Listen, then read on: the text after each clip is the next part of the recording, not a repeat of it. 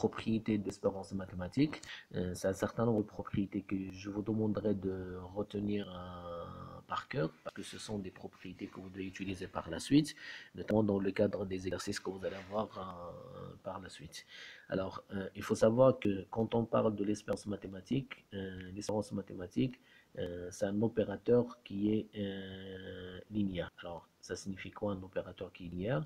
Ça signifie tout simplement que on garde la même structure au niveau de toutes les équations qu'on va avoir.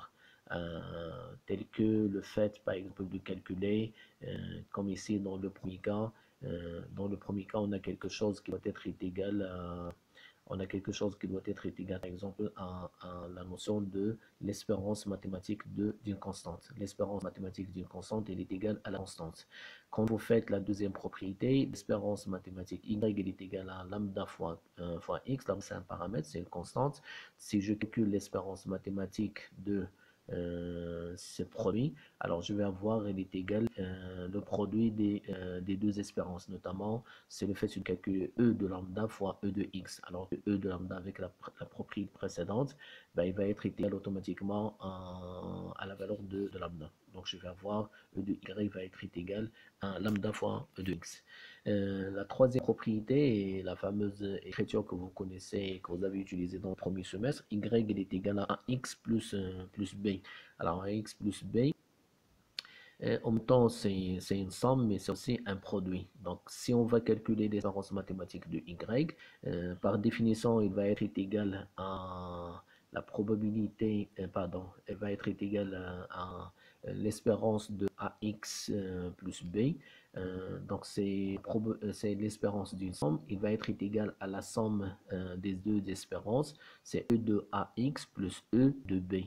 Alors, hors de e de b, en utilisant la propriété, la première, va être égal à b, et e de a fois x, en utilisant la deuxième propriété, on va voir c'est a e de x. Donc finalement, ce que vous allez voir ici, c'est la chose suivante. Donc on va voir automatiquement quelque chose qui doit être égal dans la troisième écriture. E de y va être égal à e de x, automatiquement, e de 1 à e de x, plus la valeur de b.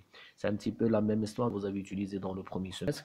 Quand vous prenez la moyenne arithmétique qui est y bar, par exemple, y bar qui va être égal à ax plus b de tout bar, il va être égal automatiquement à a fois x bar plus b, b bar qui est égal à la valeur de b. Donc ça, c'est quelque chose qui est complètement évident dans ce cas de figure.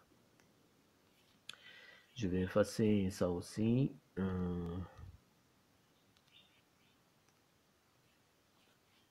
Voilà. Alors, passons maintenant à la troisième propriété. Sur la troisième propriété, vous avez z est égal à x moins y. Comme dans la quatrième, vous avez z est égal à x plus y. Donc, il faut savoir que l'espérance mathématique d'une somme est égale à la somme des deux espérances. Et l'espérance de la soustraction, ben, il est égal aussi à la différence des deux espérances. E de z va être égal à e de x moins e de y. Et e de z dans le cinquième cas va être égal à ex plus e de y. Donc ça, c'est quelque chose, c'est pourquoi je disais tout à l'heure que l'espérance mathématique, c'est un opérateur linéaire. Et linéaire parce qu'on garde exactement la même chose. Quand il s'agit de moins, c'est un moins. Quand il s'agit de plus, c'est un plus. Donc on ne le change pas.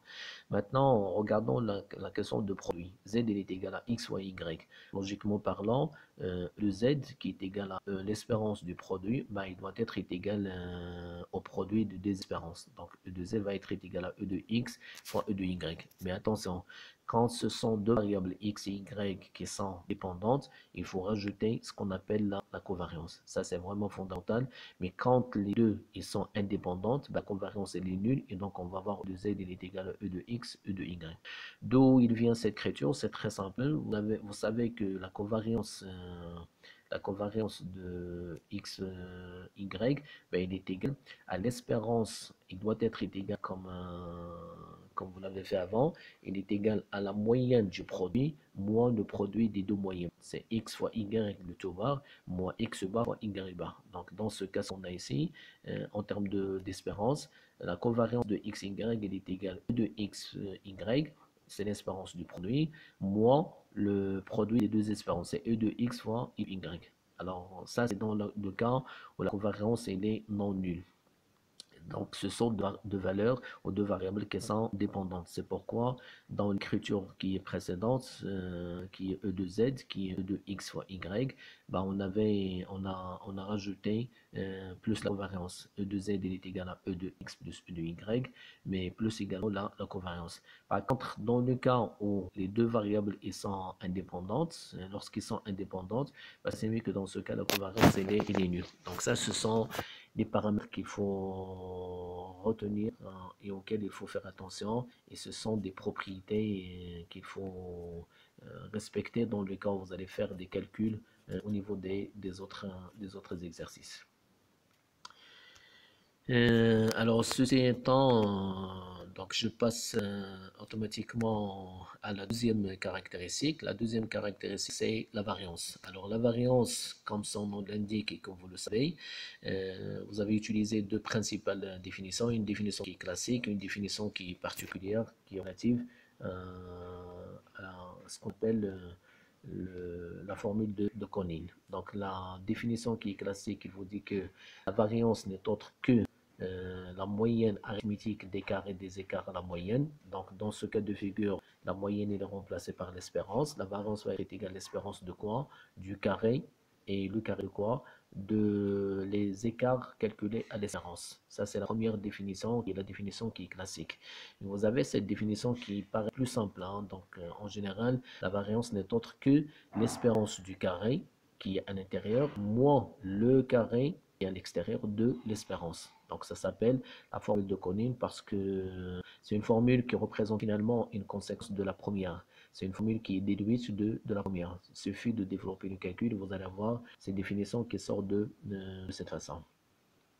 Donc, je vous conseille vivement dans ce cas de figure, dans votre calcul, d'utiliser beaucoup plus la formule de Conning qui va nous permettre de faciliter le travail et également d'utiliser déjà un premier calcul qui est fait avant, notamment sur la notion de l'espérance mathématique. Alors, comme vous savez tous, quand on parle de la variance, premièrement, il n'est jamais interprétable. Il ne signifie rien en termes de chiffres. Ça, c'est le 1.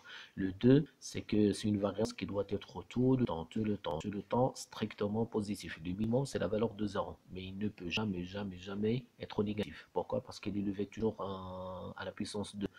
Et troisième chose, c'est que parce qu'il est non significatif, il ne signifie rien, on ne peut pas l'utiliser dans les interprétations. Pour ces raisons, on l'a traduit sous forme de écart-type. Donc, généralement, c'est l'écart-type qui doit être aussi strictement positif, avec un minimum qui doit être égal à 0. Mais quand c'est 0, ça signifie qu'il n'y a pas de variance. On n'est plus dans le cadre d'une variable, c'est beaucoup plus une constante. Donc, l'écart-type, on va l'interpréter de la même façon que ce que vous avez fait avant. Si jamais, par exemple, j'ai un écart-type qui est égal à 1, relativement par rapport à une espérance mathématique qui peut être égal à 2, donc je vais dire qu'en moyenne, on va s'éloigner par rapport à la valeur de 2, de plus ou moins valeur de 1. Certains ils vont avoir 2 plus le 1, ça signifie 3. Les autres, ils vont avoir 2 moins 1, ça signifie égal à 1. Et donc, ce peut être les situations. Donc, ça, c'est variance. Qui doit être définie pour la variable aléatoire qui est discrète. Alors, les propriétés de la variance pour la variable discrète, ils sont les suivantes. Donc, il faut déjà comprendre que la variance, il n'est pas comme la moyenne, comme l'espérance mathématique, il n'est pas un opérateur linéaire, mais c'est un opérateur qui est quadratique. Quadratique parce que toujours il est levé à la puissance 2. Donc, pour ce, la variance d'une constante va être égale à 0. Finalement, c'est une constante qui ne varie pas, donc ce qui est tout à fait logique. Donc, puisqu'il ne varie pas, ça signifie que la variance est égale à 0. Mais quand on calcule la variance d'un produit d'un paramètre A, lambda, K, il n'importe, multiplié par une variable x, ben, il n'est plus égal à 1 fois v de x, comme l'espérance, mais il va être égal à 1 de v à la puissance 2. Pourquoi? Parce que on vient de dire que la variance est un opérateur qui est quadratique. Donc, vous pouvez faire sortir le paramètre de la variance, mais dans ce cas, il faut lever au carré. Donc, c'est vraiment intéressant. Troisième propriété, de la même façon que l'espérance, la variance de la somme du produit, la variance de la fameuse équation AX plus B. Alors en général, la variance d'une somme va être égale à la somme des variances, tout à fait évident, mais malheureusement, la variance, ce qu'on va voir ici, c'est variance de AX plus variance de B. Or, variance de B va être égale à 0. On l'a dit dans la première propriété. Et variance de AX va être égale, comme dans le cas de la deuxième propriété, va être égal à 1 au carré fois b de x. Donc c'est tout à fait évident. Ce sont des écritures qui sont, je dirais, à admettre et apprendre qu'on peut également montrer par le calcul. Donc, sur la suite, on va parler de la variance d'une somme. Alors, il faut savoir que la variance d'une somme est égale à la somme des variances. V de x plus y va être égal à la variance de x plus la variance de y. Attention, c'est dans le cas où le x et le y sont complètement indépendants. Ça signifie qu'il n'y a pas de lien, il n'y a pas de liaison, il n'y a pas d'influence, il n'y a pas d'explication entre les deux. Par contre, dans le cas où le x et le y sont dépendantes, dans ce cas de figure, la variance de la somme, il va changer. Il est toujours égal à la somme des deux variances, v de x plus v de y, mais cette fois-ci, on rajoute un autre terme qui est deux fois la covariance de x et y. Pourquoi? Tout simplement parce que dans ce cas de figure, ce sont deux variables qui sont dépendantes. Donc, puisque le lien existe, ça signifie que dans ce cas de figure, on va rajouter deux fois la covariance. Dire ça d'une façon aussi différente, mais on va peut-être développer davantage. On va prendre toujours la variance des sommes, sauf que dans cette somme, on a parfois le plus, comme on peut avoir le moins. C'est une généralisation, mais on a le produit aussi de x qui se fait par rapport à A et de y qui se fait par rapport à B. Donc, la variance de x plus au moins, moins b fois y va être égale à quoi? Va être égale tout simplement à la somme des deux parties. La somme des deux parties, c'est la variance de ax plus la variance de by. Or, la variance de ax va être égale à a au carré fois v de x et la variance de by va être égale à b au carré fois v de y. Ça aussi, lorsque les deux variables sont indépendantes. Lorsque par contre les variables sont dépendantes, il y a un lien entre elles. Alors dans ce cas de figure, on prend toujours la même structure, c'est a au carré v de x plus b au carré v de y, mais on rajoute également le même terme deux fois la covariance de x et y. Encore une fois, parce que maintenant, dans ce cas de figure, les deux variables ils ne sont plus indépendantes, mais ils sont dépendantes. Donc le lien il existe. J'attire votre attention que cette écriture il est intéressante, il est toujours la même, il ne change pas, malgré que vous allez avoir ici quelque chose qui est le plus ou le moins. Il est vrai pour le plus et il est vrai pour le moins. Même dans le cas où c'est un moins, ben, il se traduit automatiquement avec un plus. Pourquoi? Parce que la variance, on a dit, c'est un opérateur qui est quadratique. À chaque fois, toutes les valeurs, qu'elles soient positives ou négatives, ils vont se transformer automatiquement en valeurs positives, puisqu'ils vont être levés au carré. Même les valeurs qui sont négatives, ils deviendront automatiquement positifs. Donc ça, c'est quelque chose qui doit être tout le temps aussi respecté au niveau de votre calcul. Donc en général, ce sont des propriétés qui représentent, qui doivent être respectées et qui représentent le cas de la caractéristique de la variance au niveau de la variable aléatoire qui est discrète. Et je dirais que c'est exactement aussi la même chose, même pour la variable qui va être définie par la suite, la variable aléatoire qui est continue. Ce sont des propriétés qui sont générales. Maintenant, pour la fonction de répartition. Alors, la fonction de répartition, par définition, il est égal à ce qu'on appelle grand f de x. Alors, grand f de x, que vous connaissez déjà, c'est le cumul. Donc, c'est une fonction qui représente les effectifs qui sont cumulés croissance, qu'on appelle les NICC, ou également les FICC, les fréquences cumulées croissantes. Comme on peut également le faire d'une façon qui est peut-être décroissante. Et je vais parler des NICD ou des FICD. Les NI, ce sont les effectifs cumulés décroissants, et les FICD, ce sont des fréquences qui sont cumulées, oui, mais D, ça signifie qu'elles sont décroissantes. Donc en général, nous avons 4 ou 5 propriétés. respecter aussi. Quand je parle par exemple de f2 de n'importe quelle valeur, f2 xi, xi peut prendre n'importe quelle valeur. Tout à l'heure dans le tableau qui était précédent, que j'avais tracé, la valeur de 0, la valeur de 1 et la valeur de 2.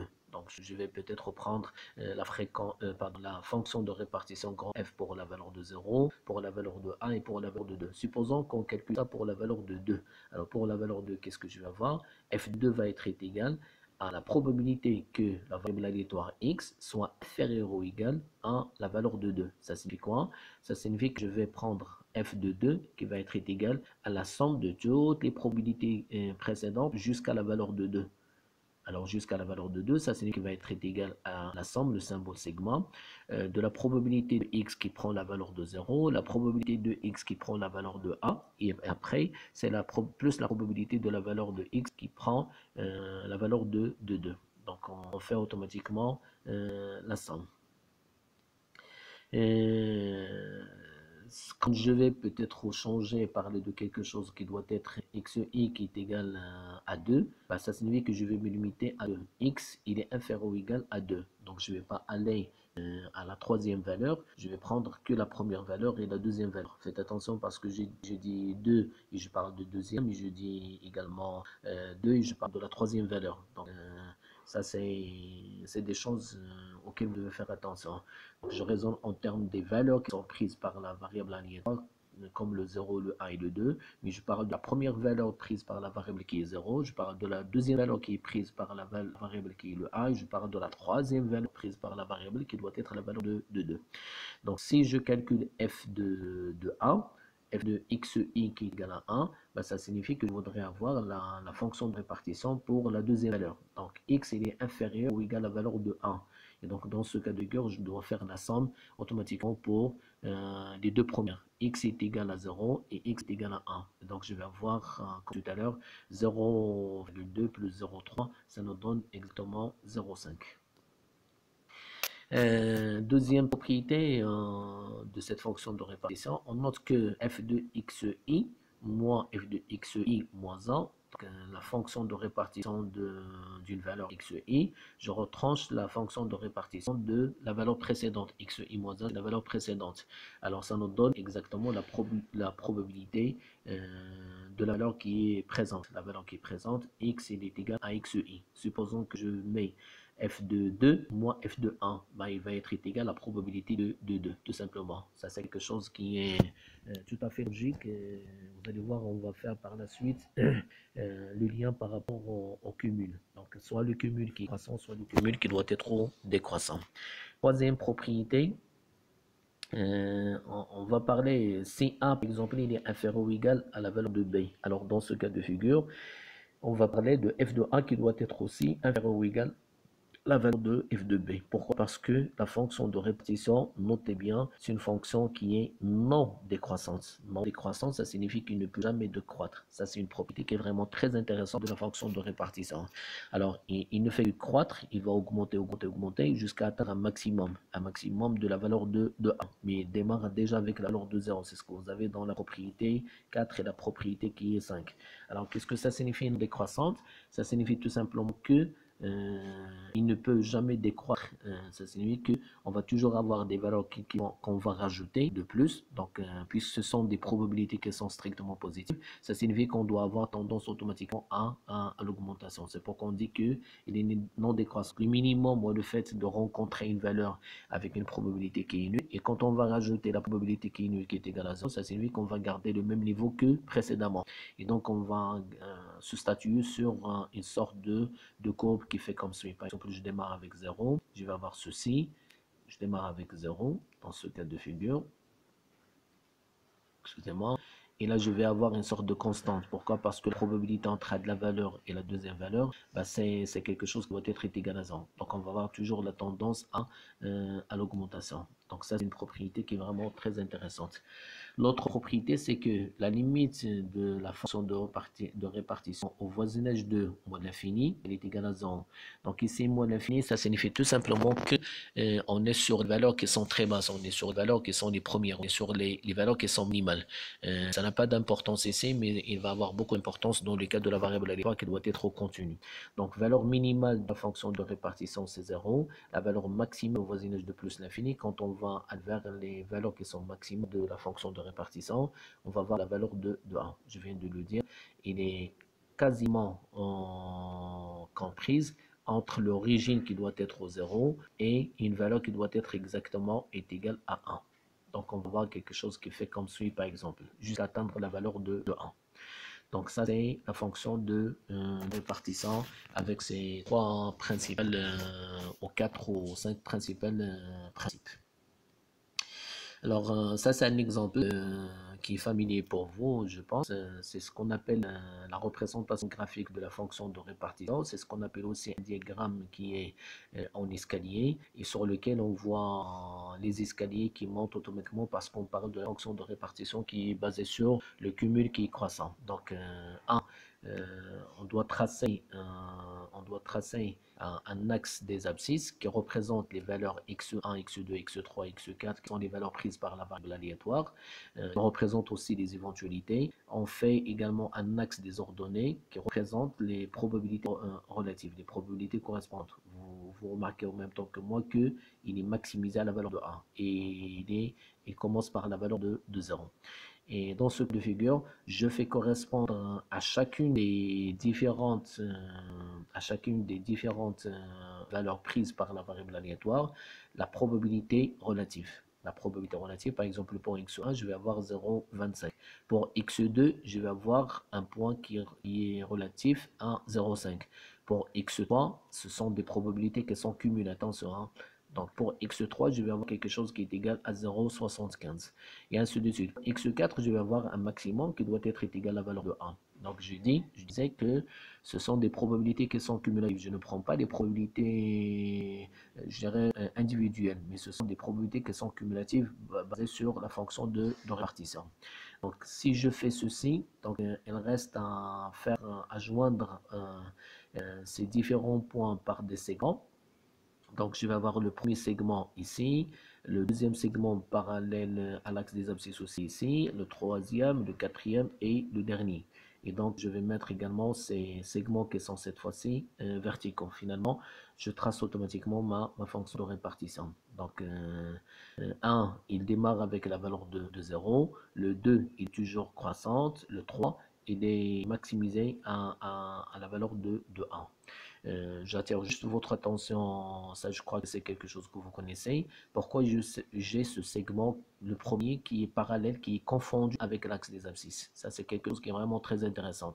Alors ça signifie tout simplement que la première valeur prise par la variable aléatoire, qui est x1, il a une probabilité qui est non nulle. C'est pourquoi on a démarré avec ce point-là. Par contre, si jamais j'ai une valeur qui est précédente à x1 comme la valeur de 0, dès que sa probabilité est nulle, donc je vais avoir le point ici directement. C'est ce qu'on a dans cet exemple. Mais quand je vais peut-être dire que x, il va prendre une première valeur qui est de 0. Et 0, il a une probabilité qui est égale, je dis n'importe, il est égal à 0,20. Donc la probabilité, le premier point sur la fonction de la répartition, il va être ici. Et donc dans le segment qui était au départ parallèle et confondu avec l'axe des abscisses, il va remonter, il va être à ce niveau. Donc tout dépend des probabilités. Donc je vais avoir un segment qui est confondu avec l'axe des abscisses dans le cas où la première valeur de la variable aléatoire, il prend une probabilité qui est peut-être nulle, comme la valeur de 0. Mais quand ce sont des valeurs qui vont être dans la probabilité il est différente, ça signifie qu'on va remonter automatiquement avec le segment. Donc ça, c'est quelque chose à laquelle il faut faire très attention.